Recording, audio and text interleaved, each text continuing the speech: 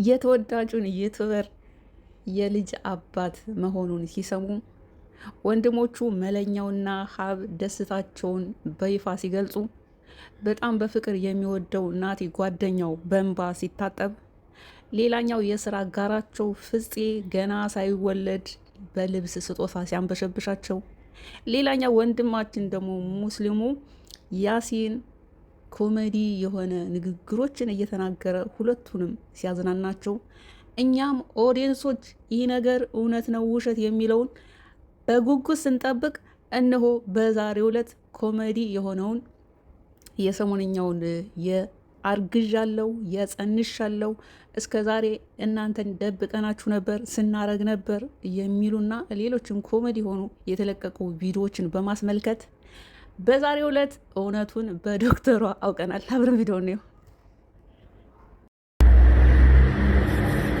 ልጅ ነው እንዴ? እሺ፣ አረ ልትወልድ መሰለኝ። የምር ደነገጥኩኝ። ከሱ በፊት የሽንት ምርመራ ነው እርግዝና የሚያገኘው። በሱ እኮ አድርገን ወጥቶልናል ሁለት መስመር። ስለዚህ አሁን ገና በአልትራሳውንድ ለመታየት ቢያንስ 4 ሳምንት ስለሚፈጅ ማደግ አለበት ነው ልጁ።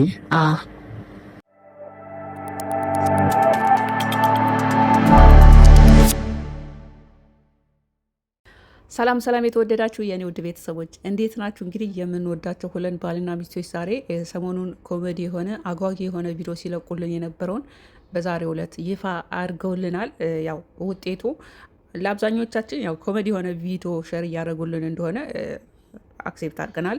ለአንዳንዶቻችን ደግሞ በጉጉት ስንጠብቀው ነበረ። ኤኒዌይስ ያም ሆነ ይህ ግን ጓደኞችም የራሳቸውን የተሰማቸውን ተመልካችንን በማዝናናት እና ሀይሚንም ለመገፋፋት በቃ ውለዱ ምናምን የሚል በቃ የሚገፋፋ ቪዲዮ ግን ደግሞ ተመልካቾችንም እያዝናና ያለ ቪዲዮ ነበረ። በወንድሞቹም በነፍጼም በሙስሊሙ ልጅም በሀይሚና በብሩክም በቃ የልጅ ጉጉት እንዳላቸው በይፋ ያው የተናገሩበት ቪዲዮ ሲለቁ ነበረ። በመጨረሻም እንግዲህ ዛሬ ያው በዶክተሩ አማካኝነት ሀይሚ እርጉዝ እንዳልሆነች ወይም እርጉዝ መሆኗ ትክክለኛ የሚታወቀው ከ4 ሳምንት በኋላ መሆኑን ይፋ ተደርጓል። በነገራችን ላይ ሀይሚና ብሩኬ እራሳቸው ናቸው ቴስት አድርገው ሀይሚ እርጉዝ መሆኗን ቼክ ያደርጉት እንጂ ሐኪም ቤት አልሄዱም። ያ የሽንቴ ምናምን ያው ራሷ እዛው ቤት ውስጥ ራሷ ናት ቴስት ያደረገችው። ግን ደግሞ ሞር እርግጠኛ ለመሆን ያው ዛሬ ሆስፒታል ሄደዋል። ሁላችንም እንዳየናቸው በመኪና ሲሄዱ በጣም ደስተኛ ሆነው ነበር፣ ሁለቱ ፍልቅልቅ እያሉ። ሆስፒታል ሲሄዱ ግን ያው ድጋሜ ሌላ ቀናቶች ያስፈልጋል የሚል ከዶክተር አሸር ተደርጎልናል። በነገራችን ላይ በዛ አጋጣሚ እኔ አውቄ ምናምን ሳይሆን በቲዮሪ ትምህርቴን ስለጨረሱ ያሲን ነው ባለሳሳት ስሙ ሙስሊሙ ልጅ በዶክተሯ ላይ ጫን ያለ ነገር እንትን ብለዋል። ከዶክተር አትበልጥም። አሁን እዛ ሀይሚ ተመረመረችበት አለ አደለ? ምንም አይነት ጽንስ የተረገዘ ነገር የለም፣ ወይም አሁን ምንም የሚለይ ነገር የለም። ከ4 ሳምንት በኋላ እንደገና ቼክ ትደረጋለች ሲል ሌላ ቦታ ሄደን ቼክ እናስደረግ ወይ የሚል ቃላቶችን ወርውላለን። ይሄ ትክክል አይደለም። እኔ እንደዛ አይነት ነገር ትክክል አይደለም። የሕክምና ባለሙያዎች የትም ቦታ ቢሆን ቡታጅራም ሆነ ምን ይሄ መሳሪያው ይሄ ነው። ሌላ ቦታም ቢሆን ይሄ ጽንስ በሆዷ አለ ወይስ የለም የሚለውን ቸክ ለማድረግ የትኛውም ለምን አሜሪካ ገቡ ምንም ልዩነት የለውም እዘጋ ማለት ነው። ሲቀጥል ደግሞ ብሩክ አሁን እዘጋ መንታ ምናምን መሆናቸው አሁን እዘጋ ያስታውቃሉ ምናምን የሚል አስተያየት ሰጥቷል። እና በነገራችን ላይ መንታሊ ሲወለድ እንዴት እንደሆነ ልንገራችሁ፣ ግን ትንሽ ይደብራል ማለት አነጋገር ላይ ይደብራል። ብታነቡት ነው ግልጽ የሚሆንላችሁ። እና ልናገር ልድፈር ይቅር ግን እናንተ የምታውቁት ይመስለኛል። የኔ ውድ ቤት ስማርት የሆናችሁ ቤተሰብ ነው ያላችሁኝ፣ ታውቁታላችሁ። ማለት እንደዚህ ለመናገር ብታነቡት ግልጽ ይሆንላችኋል፣ ግን እንደዚህ ብላችሁ ለማስረዳት ትንሽ ይከብዳል። እና ዝም ብሎም ቶሎ መንታ ልጅ ባንዴ አይጸነስም። ጠቅላላ አድርጌ ስነግራችሁ ፕላስ ደግሞ 1 ወር ያልሞላው ይቅርና ከ2 ወር በላይ ሆኖትም ጾታው እንትን ላይ አያስታውቅም። እዚጋ አስረግጬ የምነግራችሁ ነገር ቢኖር አይደለም የ1 ወር ይቅርና 2 ወር የሞላው ጽንስ ራሱ ጾታው አይለይም። ያው ለጠቅላላ እውቀት ማለት ነው። ከዛ በተረፈ እስከዛሬ እንግዲህ 3-4 ምናምን ቪዲዮ በየጓደኞቹም በየሀይሚ ቤትም በብሩክም በመጣችሁት ፈታ አድርጋችሁናል። ይበል ቀጥሉበት የሚያስብል ነው። ሁላችንም በቃ በሁለቱ መካከል አንድ ልጅ መጥቶ እንድናይ የኛም በቃ ያሳየናቸው ፍቅር ኦዲየንስ ምን ያህል በጉጉት እንደሚጠብቅ የሁለቱን ፍሬ እንደገና እነሱም ለልጅ ያላቸው ፍቅር ልጅ ለመውለድ በመሀላቸው ልጅ እንዲኖራቸው ምን ያህል ፍላጎት እንዳላቸው በአይናቸው አይተናል።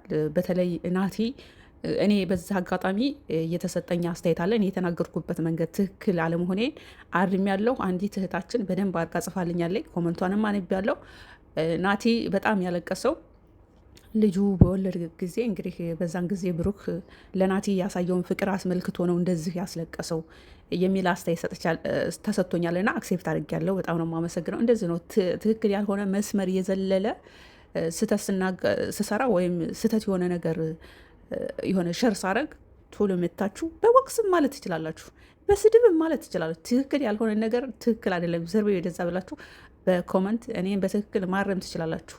ወደዛ ወልገድ ብዬ ከሆነ ማስተካከል ትችላላችሁ በደንብ ማለት ነው። የኔ ውድ ቤተሰቦች እና ናቲ ለካ በቃ በኮሜዲ የሆነ ሙድ ነገር መስሎ የነበረ ለካ እውነት ነው።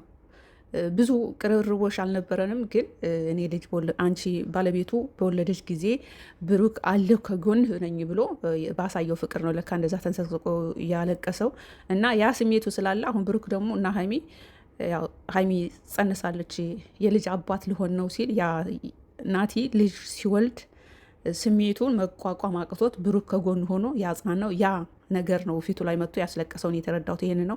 ከዛ በተረፈ በቃ አዳሜ ኩምሽሽ በይ ጽንስ የሚባል ነገር ኮሜዲ ነው እስከዛሬ ሲለቁልን የነበረው። ግን ውለዱልን። በነገራችን ከመውለዳችሁ በፊት ግን ቀለበት እሰርላት፣ ከዛ ውለዱልን።